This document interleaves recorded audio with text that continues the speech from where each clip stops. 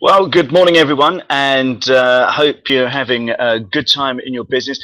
And welcome to the first of what I hope will be many live online marketing Q&A sessions.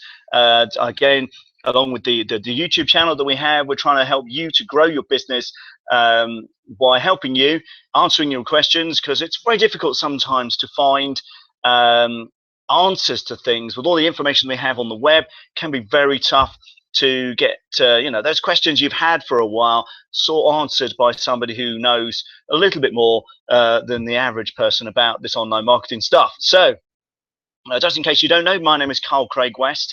I'm a director of Buzz Website Design and Marketing. And what we do is we help businesses with improving their websites and also their online presence overall and some of their online marketing as well. So I've got just three questions today. They've been pretty good ones, and I'm trying to keep it short and sweet so we don't take up too much time of your day.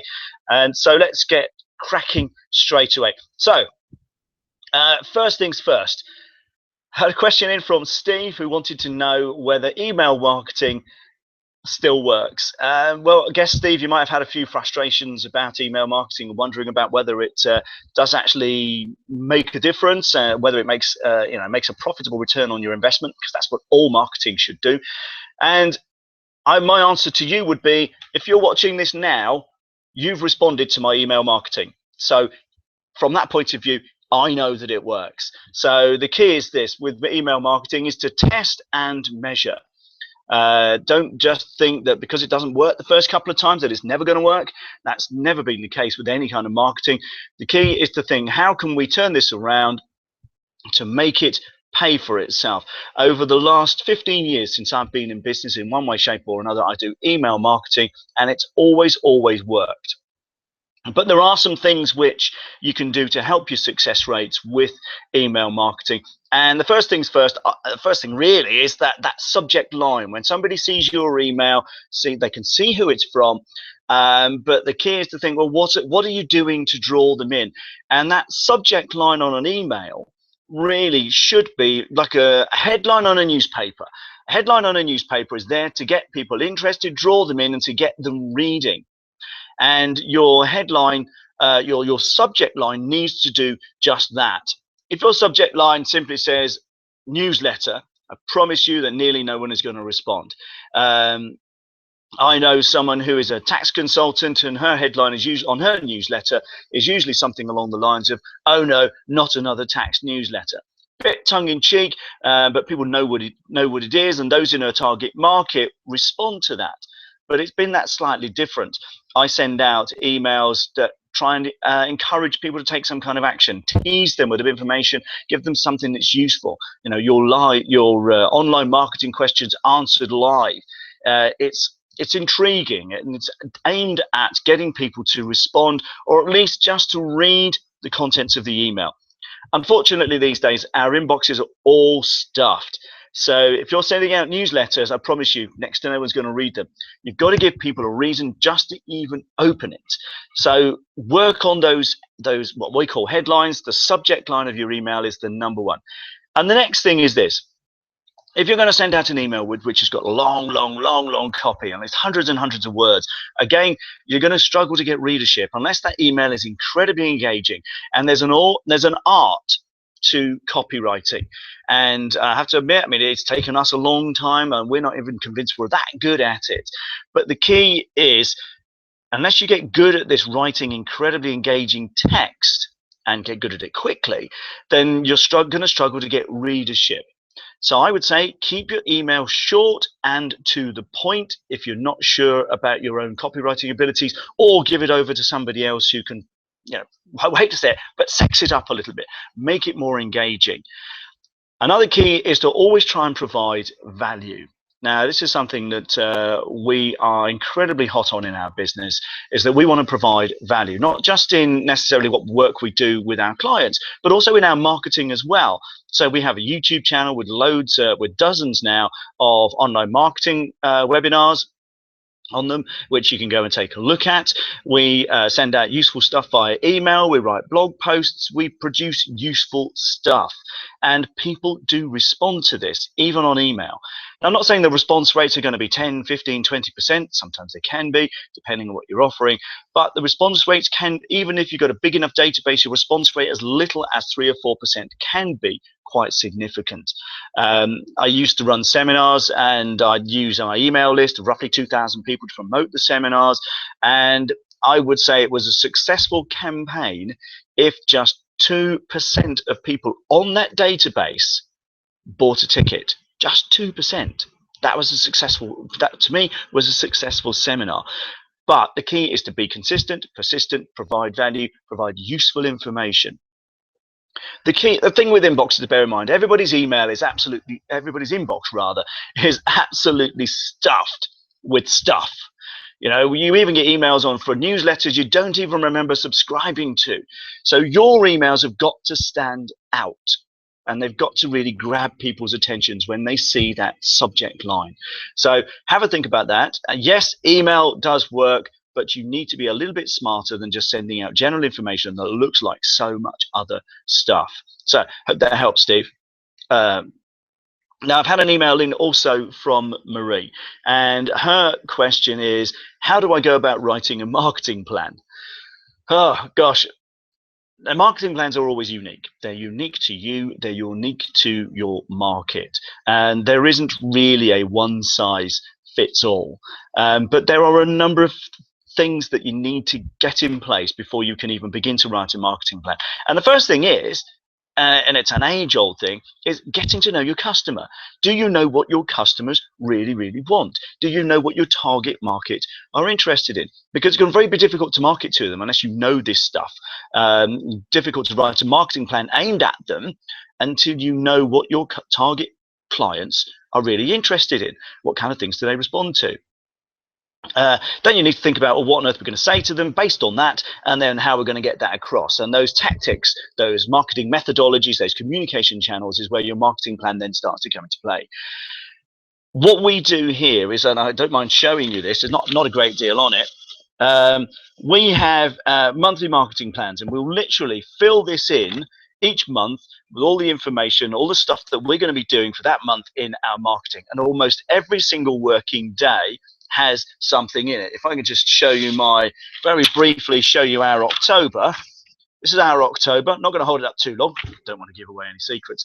But there's something in there every single day for some kind of marketing. Now, if you've never written a marketing plan before, or you don't have one in place, but you're aware perhaps you should have, the number one thing I can say to you is to put marketing in your diary every single day, unless you're out of the office, in which case it's a bit challenging.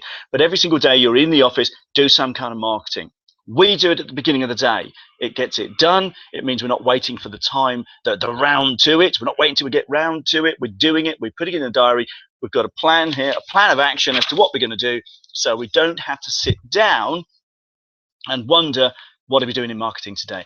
We plan it out at the beginning of the month. In fact, no, we plan it out at the end of the previous month, all the activities that we're going to be doing, and we discuss it. So print off one of these. I found it online. It's a freebie, just a PDF file. Print it off, get stuff on there, and plan your marketing around this. What are you doing every day? What stuff are you having to do every week? And that could be blogging, social media every day.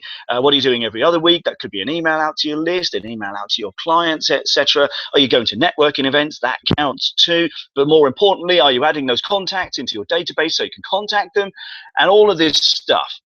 So your marketing plan needs to be a plan, just not a woolly idea of what you're going to do in your marketing over the coming weeks. The key with this stuff is if you actually plan it, take the time to, again, write it down, it's more likely to get done. And that's the key with all of this marketing stuff. It's absolutely useless unless you do it. It's great having a head full of knowledge, but if that knowledge is actually not being put down into some kind of action, having a marketing plan won't serve you. Having a marketing action plan will. So don't just write it down, go and do it. And finally, a question from my good friend Alex. What marketing actually works, and how do we not waste money and time on things that don't work? This is a huge question, and I could spend all day on this, and probably still neither of us will be any the wiser. All I can do is tell you what kind of marketing works in my experience and what I know works for my clients, and what is, in terms of marketing, hot right now. So first things first, as I just said, email marketing does work. Having a marketing plan helps you to make that marketing work. And throughout all of this, you should be measuring the response rates of your marketing. In other words, you don't want to be putting time and effort into something which is plainly not working. If it isn't working, change it. If it's plainly not working even after you've changed it, then do something else. Don't put loads of time, money, and effort into something which is, quite frankly, not paying for itself. And that's the measure. All of your marketing should be measured. If it doesn't provide a return on investment, adjust it. If it doesn't provide a return on investment, then consider scrapping it in favor of something else. You really have to be black and white when you're in business about what marketing you do and where you put your time and effort, because time is money, and you haven't got time, and we haven't got unlimited resources to throw at marketing campaigns just to see what works. We don't have the budget of Coca-Cola to go out and do loads of branding just to go out and get stuff picked off of shelves of supermarkets. It doesn't work that way. So you need to be that little bit smarter. Oh, excuse me. What I can say is that, yes, email marketing works. Social media is very good for driving awareness, but also if you use it smartly and use ads like Facebook ads or ads on other social media, that can work as well. Again, it depends, coming back to what I said earlier, about on your target market. Make sure you're targeting your market well with a good message which they're going to respond to, and using the right medium. So if you were targeting 13-year-old, 13, 14-year-olds now, believe it or not, Facebook is probably not the best place to be, because teenagers are leaving Facebook in droves. The average age of the Facebook use was gone up by 10 years in the last 3 years. So you really need to think about where they go. If you're selling to businesses, for example, social media wise, it's got to be LinkedIn, and a combination of LinkedIn and Twitter. If you're selling to consumers, Facebook is still really good. The engagement of natural posts on Facebook isn't as good as it used to be. Facebook, what do they want to do? They want to drive up their profit model, so they're steering you towards paying for adverts. But in terms of pay-per-click and cost of advertising, Facebook is still quite cheap compared to Google ads. Having said that, there's no reason why you should discount Google pay-per-click advertising. It can still be very profitable if you know what you're doing. It's easy to waste a lot of money on Google ads. So I would say, if you've got the money, get some help. Largely because getting a campaign going on Google ads can drive traffic to your website, and then you need to make sure your website says and does the right things to convert those people into leads and customers. So you've got to think all the way from the top of the funnel all the way down to converting people into leads and customers, and every little step along the way needs to make a contribution to that. So you need to analyze this stuff. I know it sounds like a lot of work, and it is, but ultimately the success of your business depends on the success of your marketing. So it's a question of test. Make sure you know what works, know what doesn't, and hone in on the stuff that works. So marketing, what's hot right now? Retargeting is hot at the minute. If you've not heard of retargeting, you go to Google, just bung it in there. There's Google retargeting, Facebook retargeting, and effectively what it means is somebody visits your website, when they go somewhere else, they might see ads and banners about your business because you put a cookie on their computer, and you're effectively following them around the web with your advertising. And it is incredibly powerful. And the great thing about it is, because it's not a bidding war, it's still quite cheap. As it stands, you just need a little code on your website, set up your Google based on your Google Ads account, and then you set up your ads where you want them to go, and Google will do the rest. And you're paying per click. Remember this: if you get thousands of clicks on going to your website all of a sudden, then the bill could be quite steep. But if your website is done right, then you'll be converting some of those into leads, and hopefully, all being well, the aim of it all is to return on investment. It will pay for itself. So again, test and measure. So retargeting is big at the minute. Video marketing is big at the minute. Surprisingly, more people don't get to grips with this. YouTube is the second largest search engine in the world, the third most widely used website on the planet, and surprisingly few small businesses even use it as a marketing channel. So that's something it's free. It's another social media. Why wouldn't you not want to be there? I'm not saying that everybody has to sit in front of a computer and sit in front of a camera like I do, but you could do webinars where you're talking through a PowerPoint presentation. You could just record snippets and how-tos on stuff that's important to your market, etc. There's so much you can do, and video embedded into websites really gets a response. So don't forget that. Again, this is a freebie. If you've got a smartphone, you could probably do some kind of YouTube marketing, because you can record stuff.